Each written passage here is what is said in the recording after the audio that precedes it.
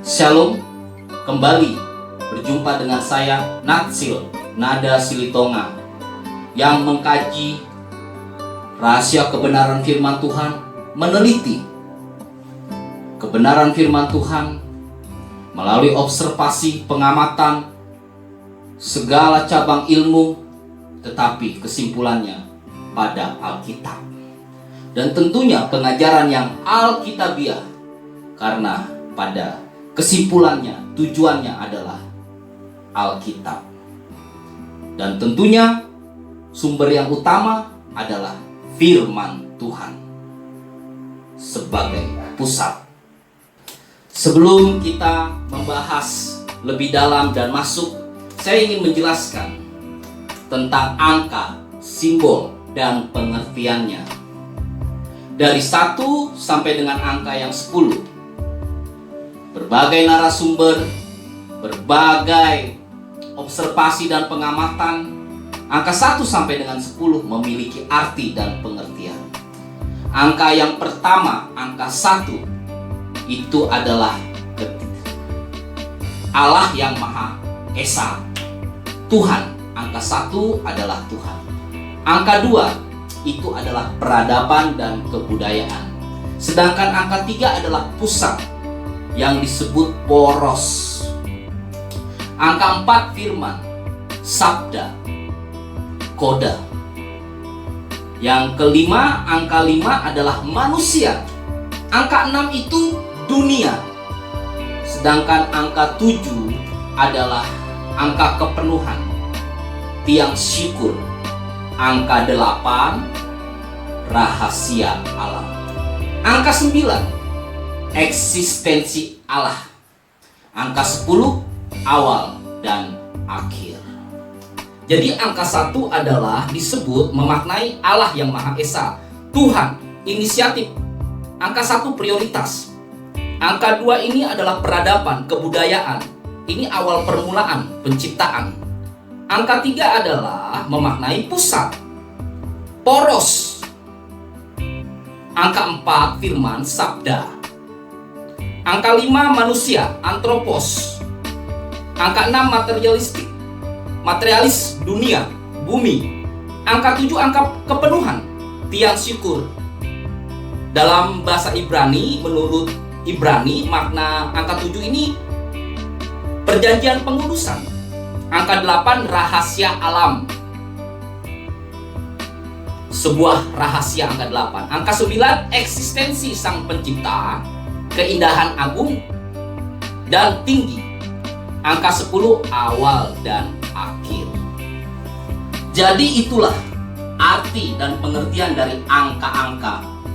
Nanti maksud saya, penjelasan saya, umat percaya akan mengerti bahwa dari simbol angka itu kita mengerti siapa Mesias, siapa Juru Selamat, apakah Yesus adalah keselamatan, apakah Yesus sang Juru Selamat itu. Dari angka-angka tersebut bisa kita ketahui siapa Yesus Kristus. Jadi kita akan mengerti Yesus Kristus adalah Tuhan, utusan.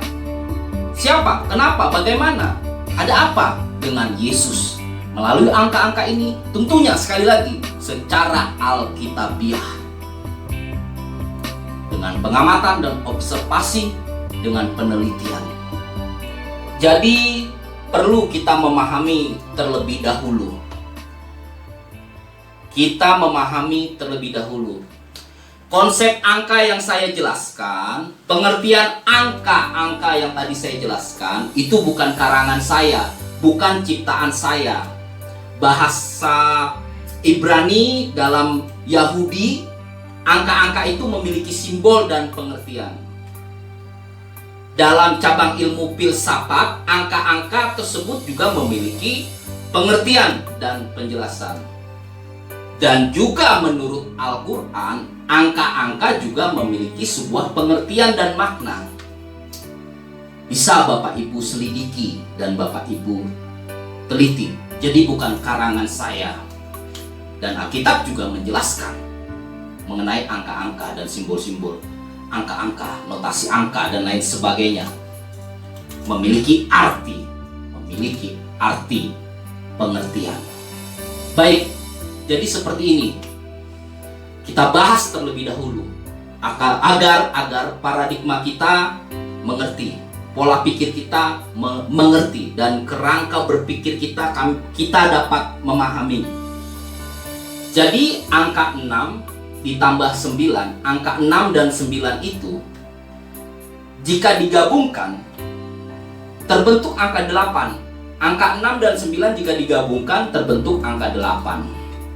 Seperti itu. Jadi kalau disatukan angka 6 dan 9 itu menjadi angka 8. Sebelum angka 8 adalah angka 7. Sesudah angka 8 adalah angka 9. Jadi 8 itu melambangkan persatuan, kesatuan. Nah, jadi angka 8, 0 yang di atas adalah langit.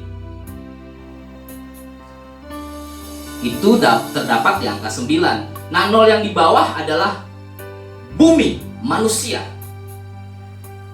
Sekali lagi, 0 yang di atas pada angka 9 itu menggambarkan langit, yaitu Tuhan, Allah. Angka 6, 0 yang di bawah menggambarkan manusia dan bumi. Jadi seperti itu. 6 dan 9 jika digabungkan adalah 8.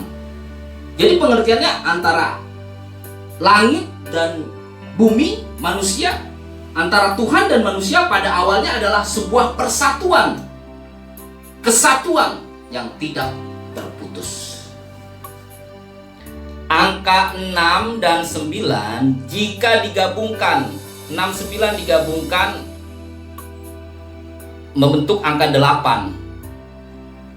Ini dan 9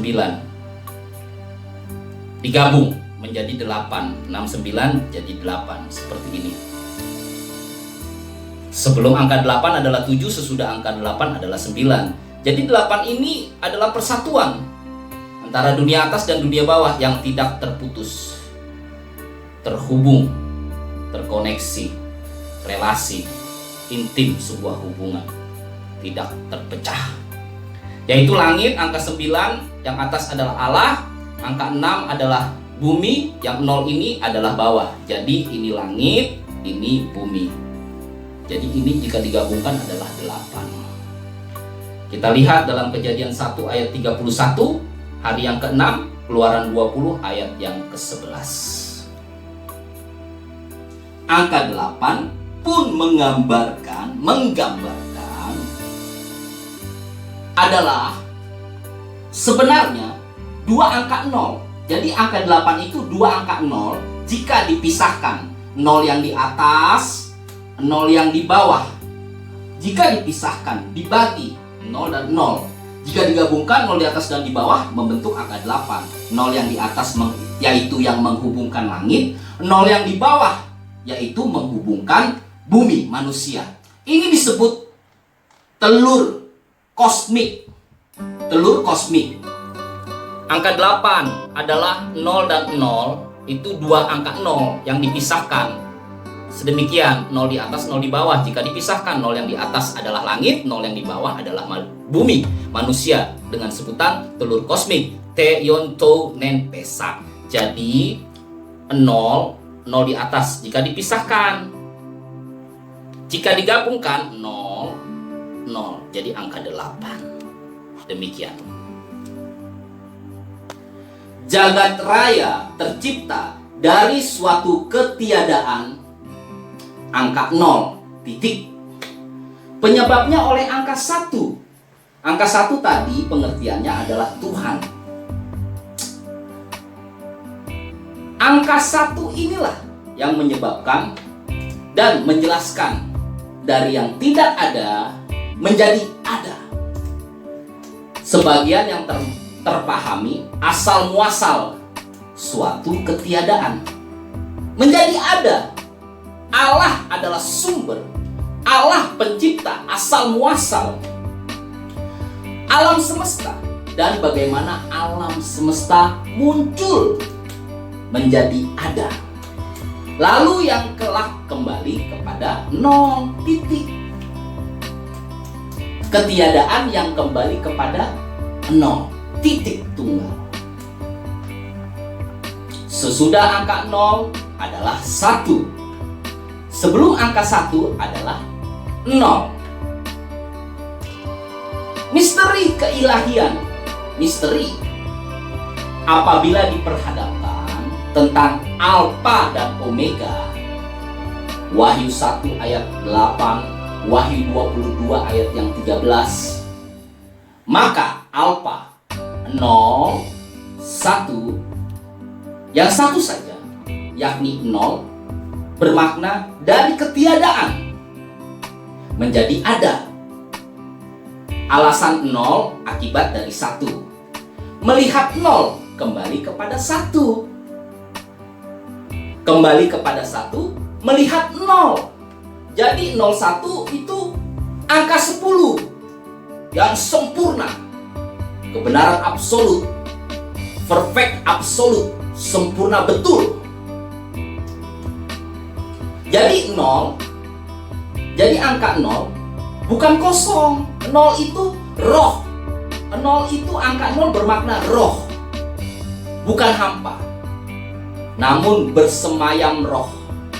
Maka kekuatan menjelaskan dia yang awal dan akhir. Maka kekuatan roh sama dengan maha kekuatan. Alfa dan Omega. Dialah yang awal, dialah yang akhir. Yesus Kristus. Jadi harus ada angka 3. Angka 3 adalah pusat. Angka 3 adalah poros. Untuk pemersatu, untuk kesatuan. Ingat rumusan masalah pada angka 8. Angka 8 adalah koneksi, komunikasi, relasi, hubungan intim. Angka 8 berbicara angka yang tidak pernah terputus. Tetapi angka 8 rusak. Angka 8 itu rusak, terputus, tidak terkoneksi, terhilang, terpisah. Sebab akibat adalah dosa. Dosalah yang menyebabkan rusak, terputus, hilang. Angka 8 menggambarkan sesuatu hal yang tidak terputus, terkoneksi, komunikasi, relasi, hubungan intim, tetapi rusak oleh akibat dosa. Makanya 0 di atas, 0 di bawah terbagi, terpisah karena dosa. Karena dosa, semua karena dosa, kesalahan, keburukan. Jadi apa yang mempersatukan kembali? Melalui apa dan siapa? Nah, angka 3 ini adalah pusat dan poros. Ini kajian kristologi. Inilah teosentris. Yesus adalah pusat, Yesus adalah poros. Nah, yang mempersatukan itu adalah Yesus Kristus, pemersatu antara Allah dengan manusia. Dunia atas angka 8 yang terpisah itu pemersatu dengan manusia bumi yang 0 di bawah. Angka 8, 0 di atas, 0 di bawah. Yesus yang mempersatukan yang terputus. Yesus memperbaiki apa yang telah rusak itu. Yesus mengembalikan yang sudah hilang. Yesus Kristus Tuhan menyatukan keterpisahan. Jadi angka 3 itu pusat ialah Tuhan Yesus Kristus. Jadi kalau makna bahasa Ibrani orang Yahudi, angka 3 ini berbicara tentang kekudusan, kados. Nanti di nextnya pun saya akan mengkaji tentang simbol-simbol ini, angka-angka ini menurut Alkitab ya, orang Yahudi tentunya, agar kita semakin kuat dan mengerti. Kita mengerti siapa Yesus itu. Dialah Mesias, dialah keselamatan. Ini jalur-jalur. Inilah sebuah penempatan-penempatan. Dalam angka pun simbol ini kita mengetahui bahwasan Yesus itu utusan. Yesuslah sang juru selamat. Ini dia pembahasannya, ini dia pengertiannya. Angka 3 adalah pusat poros. Ingat angka 8. Angka 8 inilah garis yang tidak terputus. Koneksi, komunikasi, relasi, hubungan intim. Angka 8. Tapi sayangnya rusak, putus, terpisah, hilang. Jadi ada pembagian di atas dan di bawah. Akibatnya dosa ini. Dosa, jadi terpisah, tidak lagi menyatu. Nah, angka 69 ini adalah gambaran sebuah kesatuan tadi yang saya sebutkan. Angka 6 dan ini simbolnya, logonya, melambangkan dan pengertiannya. Jadi terpisah, seperti ini. Jadi dunia atas dan dunia bawah terpisah, tidak lagi menjadi angka 8. Jadi 6 dan 9. Ini kan gambaran yang tadi saya sebutkan, manusia di bawah, Allah di atas. Tidak lagi sempurna, tidak lagi terkoneksi, tetapi terputus karena dosa. Jadi angka 3 lah yang berperan. Angka 3 lah ini sebagai pusat. Kristus sebagai pusat dan poros yang mempersatukan apa yang telah rusak dan yang telah hilang. Jadi angka 8 tidak sempurna, putus, terbagi. Angka 8 lengkap jika ada angka 3. Bagaimana sesuatu pemersatu yang pada awalnya terputus? Siapa yang menyatukan? Itu angka 3.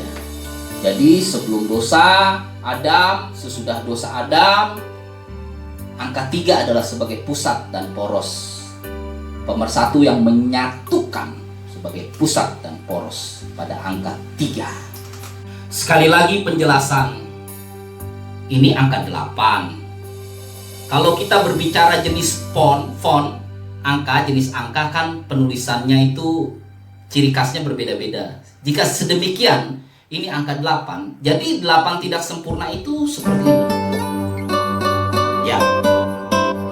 Terpisah, terbagi. Jadi lengkap jika angka 3 ini di sini disatukan. Kan tadi yang di atas itu adalah Allah, yang di bawah adalah manusia. Jadi terpisah.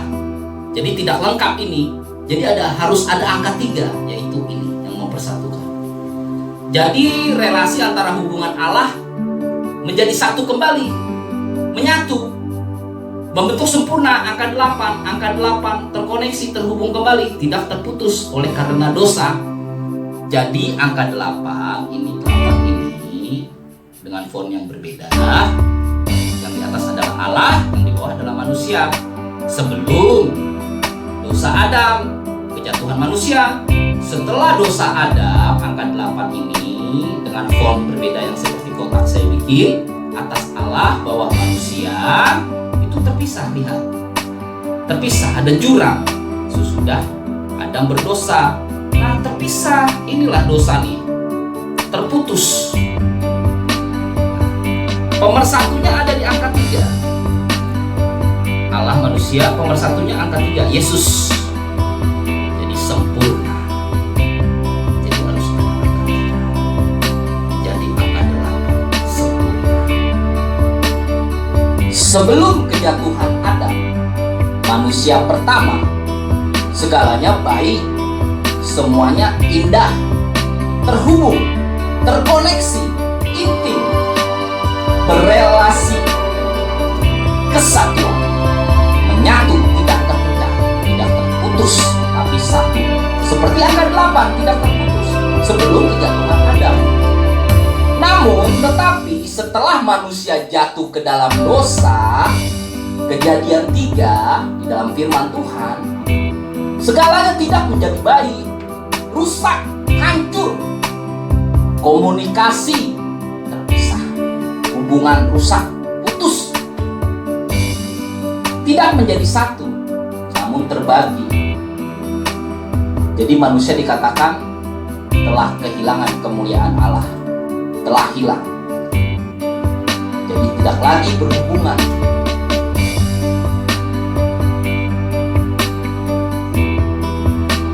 Harus ada yang menyatukan, sekali lagi. Harus ada yang mempersatukan. Dosa itu yang menjadi penghalang. Sebuah sebuah tembok batasan. Harus ditembus, harus ke atas. Melalui apa? Melalui jalan apa? Angka 3 itu. Sebagai penghubung, sebagai kondisi ke atas. Angka 3. Apa itu?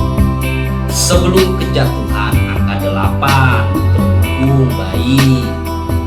Tapi setelah jatuh ke dalam dosa, terpisah angka 8. Terpisah. 6 dan 9 ini adalah angka 8 yang digabungkan, yang tadi saya jelaskan. Terpisah. Setelah manusia jatuh ke dalam dosa, bukan menggambarkan angka 8 yang utuh, karena ada batasan tembok, yaitu dosa.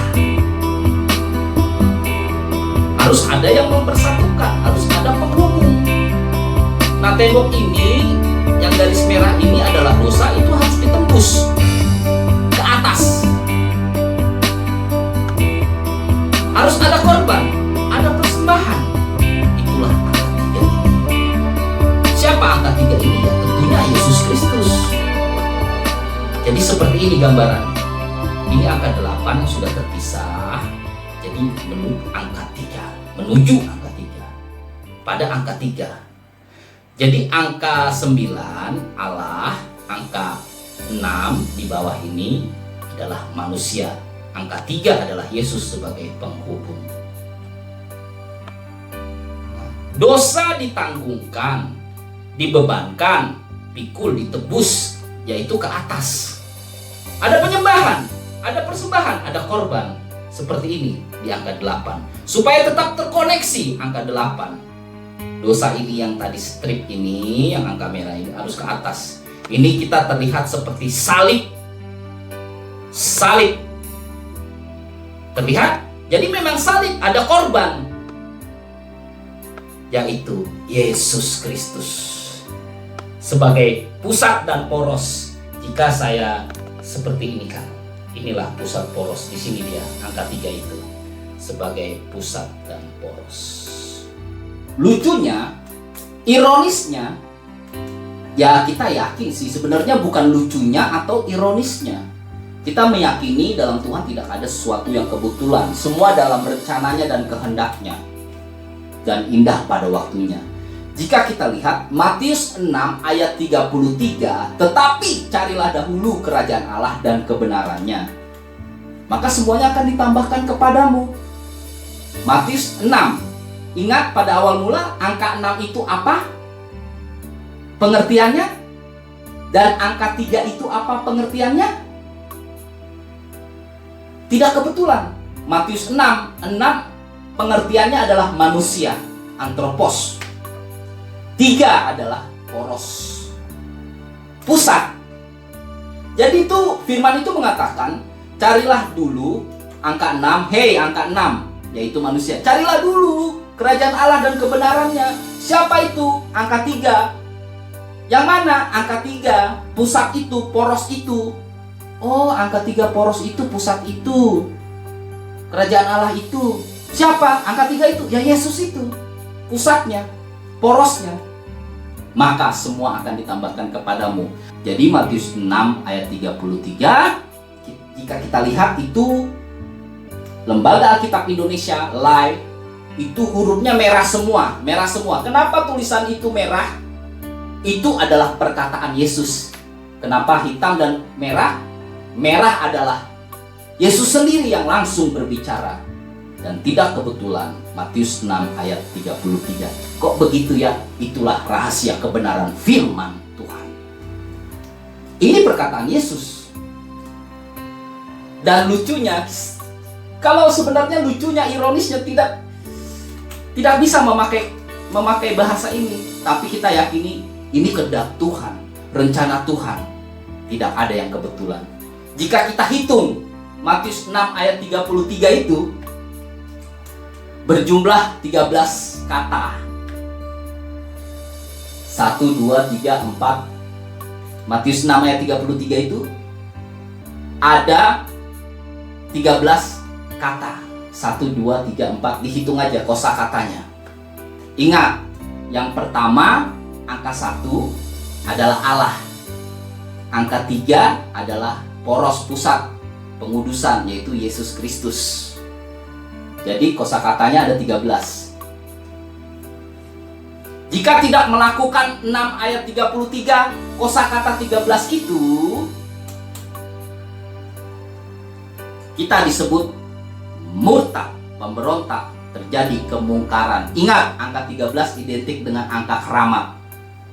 Jadi kita disuruh kosakata yang berjumlah 13 itu 13, 1 dan 3. Angka 13, 1 adalah Allah, 3 adalah Yesus itu. Jika kita tidak melakukan yang berjumlah 13 kosakata itu, kita adalah orang-orang 13, orang-orang murtad dan keramat, memberontak, bukan menjadi orang-orang anak 1-3 yang tertuju kepada Tuhan dan melihat angka 3, Yesus Kristus. Lalu kita lihat pada Yohanes 3 ayat yang ke-16. Karena begitu besar kasih Allah. Ingat, angka 3 itu apa? Pengudusan tadi kepada manusia. Ayat 16. Ada angka 3, ada ayat 16. Lihat pemisahannya. 3:1-6. Yohanes 3:1-6. Yohanes 3 ayat 1.